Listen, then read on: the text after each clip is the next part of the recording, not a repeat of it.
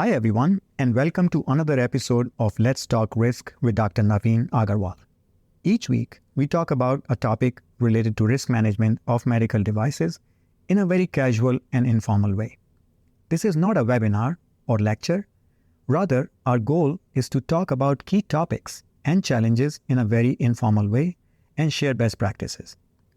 I'm your host, Naveen Agarwal, and I'm the principal and founder at Achieve, where my personal mission is to help you achieve success in risk management. In this episode, I'm joined by Christie Johnson, who advises small startups in building very efficient and compliant quality management and risk management systems. We talk about the role of empathy and how risk practitioners can really benefit from building these leadership skills as they work with their teams, especially in a small startup environment. We had this conversation in front of a live audience as part of a LinkedIn live audio event.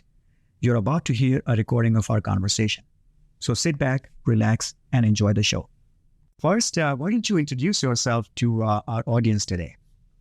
Sure, I would love to. And Naveen, thanks for hosting these events. This is a super fun way for us to have some community amongst risk management nerds, or maybe you don't know you're a nerd yet. Maybe you will be soon. But I appreciate you.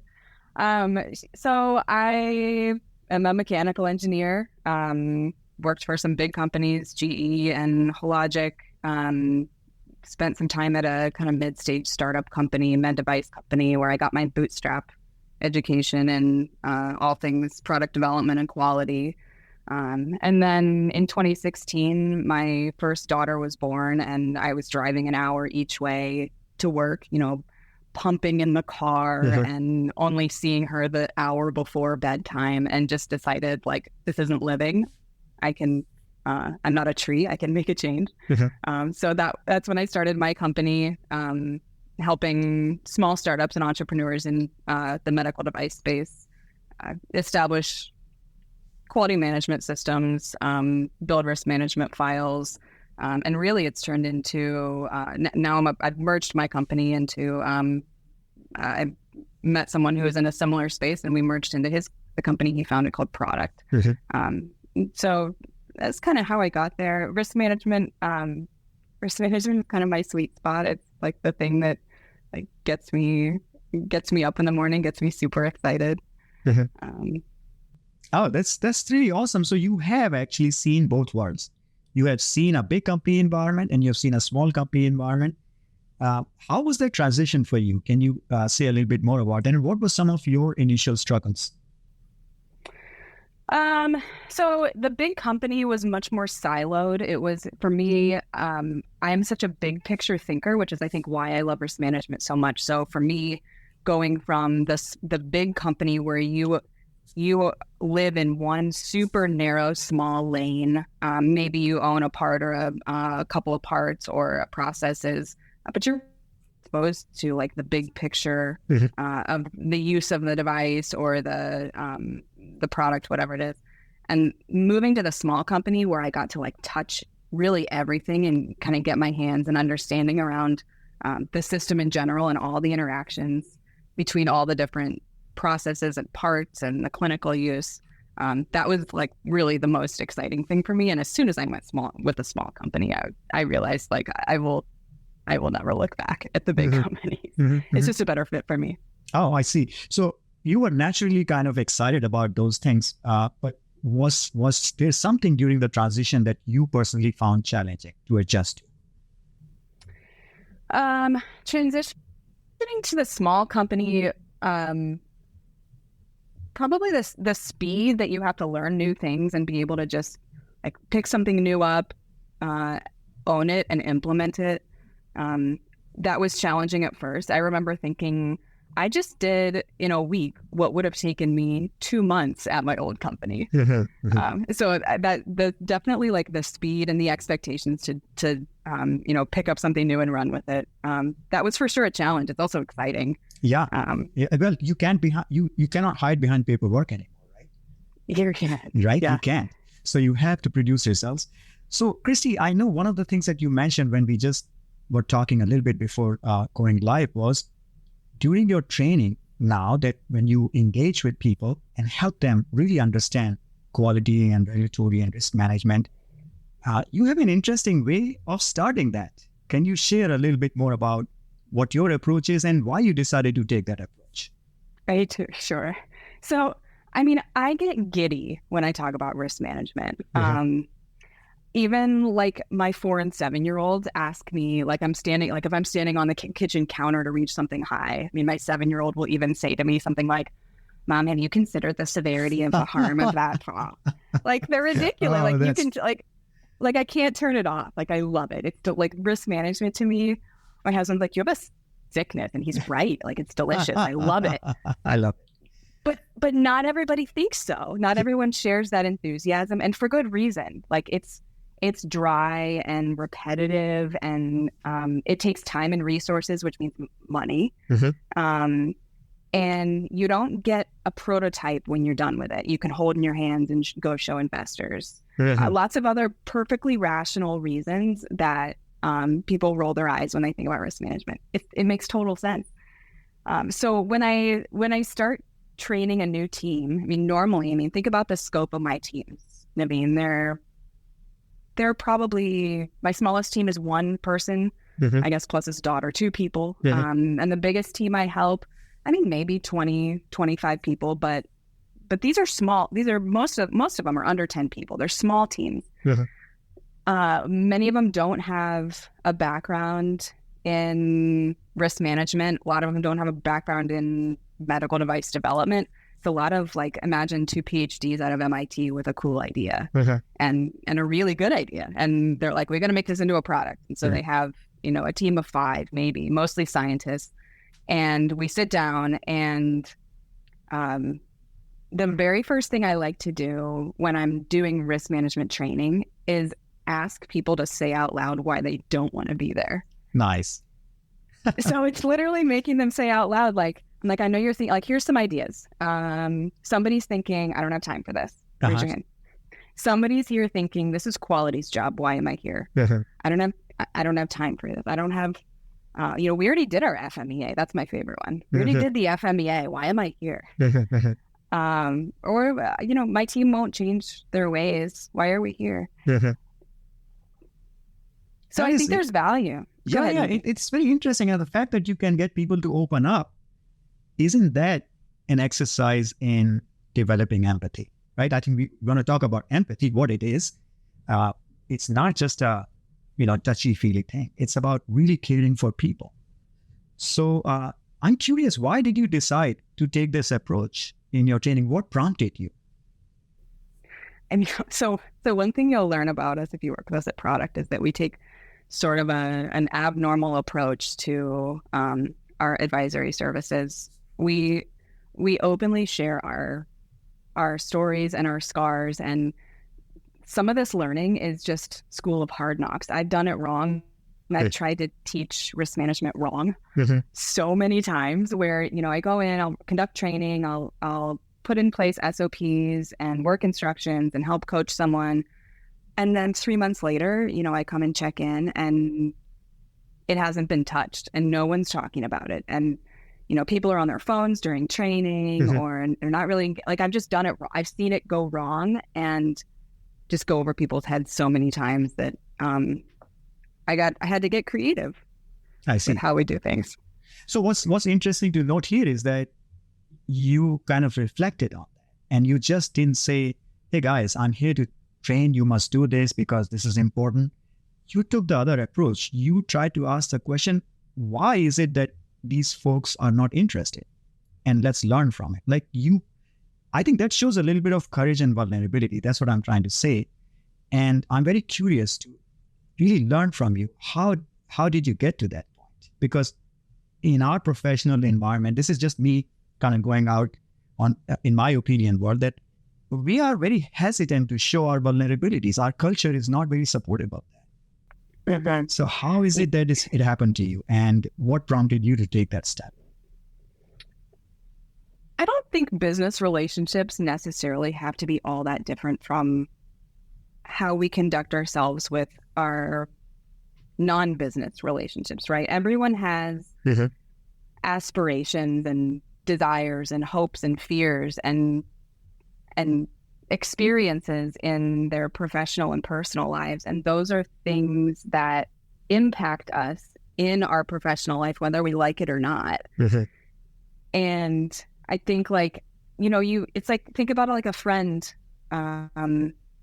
you meet in the neighborhood. Like, this is my life right now, right? I've got 2 small kids. We live in a neighborhood with lots of other similarly working parents who send their kids to the same school as ours. It's great. And when I'm meeting new people, I don't just sit down and expect them to just open up and share with me their hesitations or their fears or what how their life is going. I have to do the same too. You make friends by being a friend. You can build transparency and vulnerability by being transparent and vulnerable. Yeah, that is really awesome. And I think that the key message here, colleagues, is that we get so lost in our world. ISO 14971, 13485, this regulation, that regulation, you must do it this way, that way. We forget the people side of the story. And that is the key message that we want to focus on today. And I want to open up the conversation right now with all of you. And I know, Becky, you are raising your hand, so I'm going to invite you first. But we want to talk about the people side, and we want to talk about how we can win. In fact, Becky, welcome to you, because you were one of my guests a few weeks ago. So I'm really glad to first welcome you again.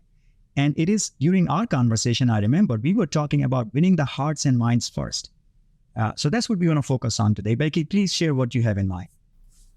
Hi, Naveen. Hi, Christie. Great to listen to you. I think it was actually one of Christie's comments yes. when you and I were talking, Naveen, that kind of prompted this whole thing. So I'm really glad to hear more from Christie today. I'm reading a book about influence, and I just started it. And one of the kind of main levers of to influence people that the author is talking about is this whole idea of reciprocity. Mm-hmm. And that just kind of, it reminded me of what Christie was talking about here with empathy and with kind of building that relationship and the back and forth. That is really awesome. And I want to thank you for sharing that. And it's really, just to emphasize what Christie, you said before, is that if we expect people to open up to us, we have to open up ourselves, and we have Absolutely. to be vulnerable, right? So this is a great point. David, please share what you have in mind and what you want to add to this conversation. Hi, Christie. Thanks. It's fascinating listening to you. This is somewhat related, I believe, to communication, but my question is, how do you deal with either the reality or the perception that there may be different objectives or different goals in your risk? For example, maybe one group or silo is just looking at hazard on a component, and another one might be looking at safety overall. And is there a difference? How do you reconcile that? Is that more a communication issue or a technical issue? Interesting. Go ahead, Christie. Yeah, great question. Thanks for speaking up. I appreciate it. With the small teams, you've got 5 people on the team total. So there's less silos, I think, and there's more opportunity for cross collaboration. But I do think what I see, David, is difference in the extent that risk management should be done, right? And you can definitely go too far with it. So I see, I'll see a systems engineer or a quality person want to go spend 40 hours a week for 3 months or 5 or 6 months on risk management. And then I'll have the CEO come in and say, but we don't have money to pay you to do that for those 6 months full time. So I see more of like the motivation is like, how do you balance, you have the technical differences where one person is looking at the different systems, the different components, and someone else is looking at the systems level. And I think it's okay for those things to be separate. But what I've seen cause more consternation on teams is really like the motivation question and the resourcing question and the ability to balance both and like understand where the other person is coming from. You know, that CEO, most CEOs of startups right now, terrified. It's impossible to raise money right now. It's terrifying. So, you know, 6 months of one of their 5 resources not making progress on something that they think is useful is super scary for them. And many times these kind of expectations or motivations, they are not spoken, right? They are not, it's like the elephant in the room sometimes. It is. And sometimes as risk practitioners and facilitators, we have to recognize that. And that's where I think empathy could be important, to really read the room, to understand what is important and help people strike the right balance. We don't want to kind of stifle any opinions or disagreements. So, Christie, I think I would probably have a follow-up question on that. Is I'm sure it takes a little bit of work to bring these opinions out and then align people on a common goal. Can you share your experience about how you have tried to manage that? Sure, yeah. Yeah, I mean, a couple of things I've done. Kind of my favorite thing to do is get out of the conference room. So I've actually, I have a team in Boise, Idaho that I took the whole executive management team for a hike in the foothills. And I had some slides, super simple, that we cast to their phones so they could sort of follow along. Maybe a few words or a couple sentences and a picture or something. But, you know, most of it is just conversation. When you change the scenery and get people out of their dress shirts and into comfy clothes in a place where they can breathe fresh air and look around.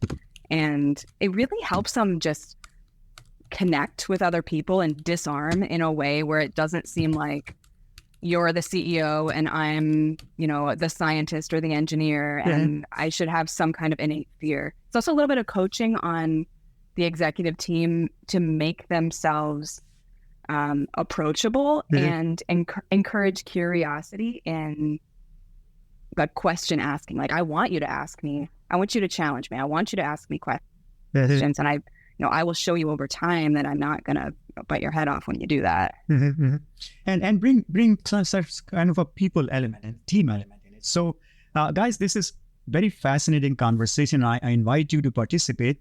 David, Becky, please hang in there because, we have time and we will continue our conversations, but I want to give an opportunity for other people to also join us. Share your thoughts. What it is that you find challenging in your team environment or when you're working on, things that have to be done, risk management, quality management, and product development. All of that has to be done. And you're working through your teams. What do you find challenging and how you bring it all together? Please share your experience as well. So, Becky, I have a follow-up question for you because you have also a lot of experience in the small startup space. I know you shared your thoughts in that conversation with us, which, by the way, everybody, the recording will be available soon on that conversation. But you talked about influence, you talked about communication, you talked about winning hearts and minds. And do you have anything to add to what Christie has shared with us? Oh boy, Naveen, you're putting me on the spot here. Yes. Once you come on stage, you cannot run away, right? You're forever. You're forever. But thank you for just speaking up. I appreciate that. Yeah, no, absolutely. I think it's influence is something that, and as I'm reading this book, I'm having to come to terms with what influence actually is and how to use it in a good way versus a bad way, because the way that this author is explaining the different kind of levers of influence. I mean, we can see negative examples in our world in every area, but it's so easy to turn from influence to manipulation or something with a more negative connotation. So I think you always have to remember that it's not just about getting people to do what you want them to do, but making sure that you yourself are acting in an ethical way and not getting people to do something that they shouldn't do or taking shortcuts or anything like that. So it's basically staying focused on the overall business and team goal and not make it as your personal agenda. is what I'm hearing. Exactly. Yeah. That's really awesome. Ed, I know you have joined us, so I want to invite you to share your thoughts. Go ahead, please. Well, thank you, Naveen. And I noticed earlier Andy had his hand up, but I think he took it down. I have gotten to know Christie very well over the last couple of years. And the thing that I saw with her was that different perspective we're talking about today, that small company, that's a startup that just getting into the industry. Most of the time, what we run into in the risk management world is those big company people that have those big organizations with lots of money, and compared to the startups at least. And this perspective that she's bringing, I think, is very important for us to think about. But the other thing is, she's real creative with approaches on things that it would work in our big companies too. Yeah. Is that taking the group out of their environment and having your meetings somewhere else, and get out of that. In the old days, we used to call it the white shirt and tie thing, but that's not so much anymore. Yeah. That is such a great That shows point. my age. Yeah, but I think, I was going to ask the same question, Ed, and you brought up a good point that why can't we do this in a big company environment? Why do we feel kind of constrained or restrained? So that's a great point and good challenge for us. Now, Andy, I know you have been trying to come, and we are having some technical difficulties. So I'm glad that you have shared your comment by messaging with me. So I'm going to bring that up. Andy, you are sharing that it's empathy is very critical if you are aiming higher than simple compliance. It's a very good point.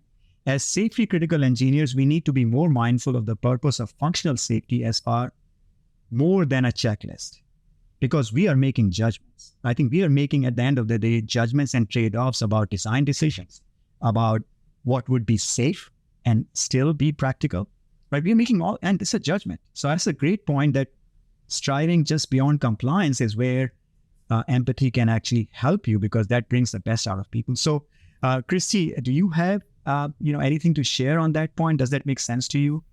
It makes sense, and I actually really love some of the guidance in ISO 24971 in its geniusness that helps craft. It gives you the ability to craft non-black, make decisions that are not black and white when it comes to implementing risk management for a company or for a particular product. Yeah. An example would be like, your risk acceptability policy, right? Like your policy for how you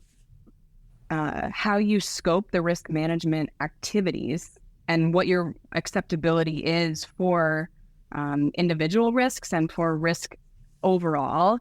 It can be so different, and that's a way that I think, like, when you have a low risk device, that's a great way to say, like, we have limited resources, or we don't want to over design the device, and we can keep these controls in place to keep that from happening that way. So that's why I love risk management, right? It's like it's an art, and it's not a black and white situation. So that's a great point. Andy, you finally made it.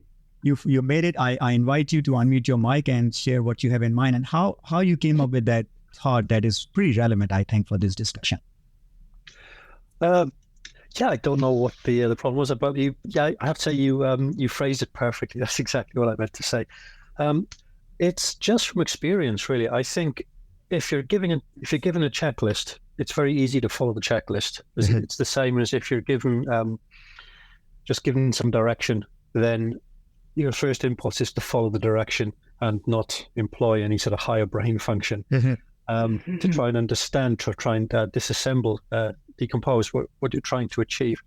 And I think as a manager in the past and as an engineer, I've often had to try and change what I'm doing to fit the shape of the functional safety standard I'm working with. And that means I've got extra work to do. And for me, it's frustrating. I think this is artificial work. I shouldn't have this difficulty. It's like cycling into a headwind.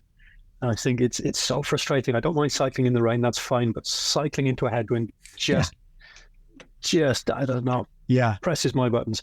So I think it's just wasted effort. And I think if when you allow someone the space and you give them the encouragement and the support, and you say, okay, this is appropriate. I see the point. I agree. This is more appropriate. It's not my task, maybe as the authority, to still demonstrate compliance with a functional safety standard. And I've always had very rewarding. It's hard, but it's always a rewarding experience to demonstrate compliance in a new, perhaps slightly different way. I think empathy is part of the trust. It's just part of that human connection, and without it, I do think it's at least for me, it's very hard to go beyond the just satisfying things at a checkbox level. It's more complicated than that, but that's the overall point I wanted to make. And I totally get the point that large companies and small companies are completely different working environments, and that plays into it too. The whole picture is very big and beautiful. This is a very fascinating conversation, right, guys? Because the point here is, as risk practitioners, not only do we have to know the requirements, not only do we have to know what is expected, and what might be perceived as non-compliant, but we also have to work with our teams. We also have to be good facilitators and good leaders. And that's where I think the key message here is empathy being a leadership skill in this role. So as risk practitioners, we are also acting as leaders. So like always, we run short on time. So I want to give Christie a couple of minutes to sort of collect her thoughts and share some closing comments in a few minutes on this topic that we can take away with us. But in the meantime, I would like to again share a few housekeeping notes with you guys. This has been, again, a tremendous experience like every week, and many of you show up. Those of you who are new, guys, we do it at 11 a.m. Eastern every Friday. So mark it on your calendars. You don't have to sign up or register. It should show up in your LinkedIn feed.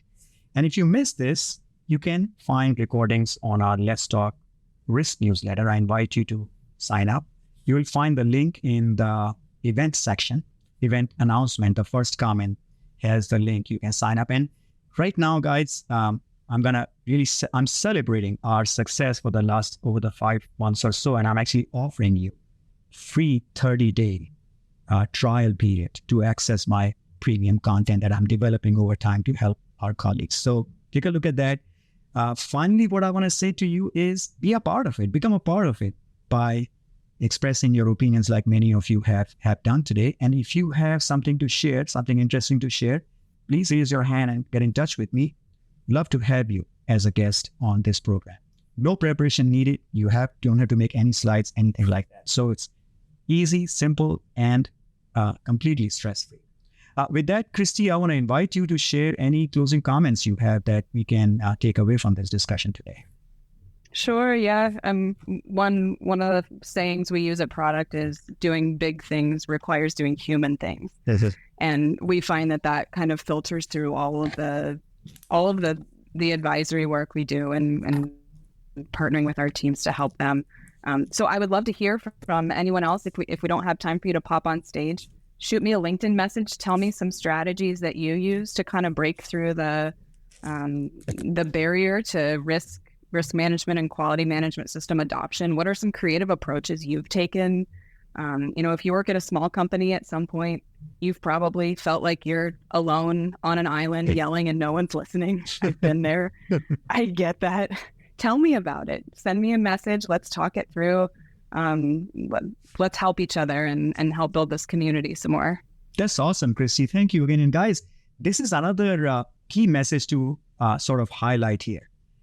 One of the advantages of this event is that you can build new relationships. Reach out to Christie, reach out to anybody on this panel today, and also anybody in the audience. Did you know that you can message them directly right from here on your panel?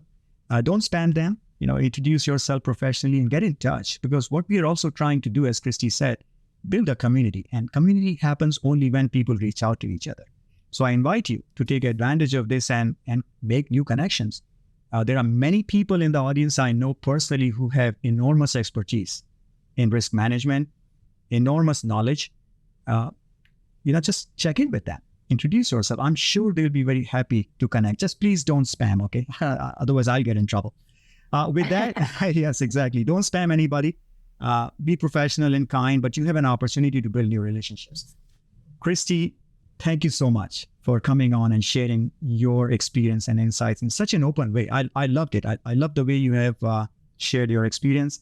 David, Andy, Ed, and Becky, love you being a part of this. And I know you raise your hands all the time and you come and take a part and share your expertise and insights, which is what the purpose is. So thank you all, guys. Have a good weekend ahead, and we will connect again next week. Take care, everybody. Good stuff. Thanks, Naveen. Thank you.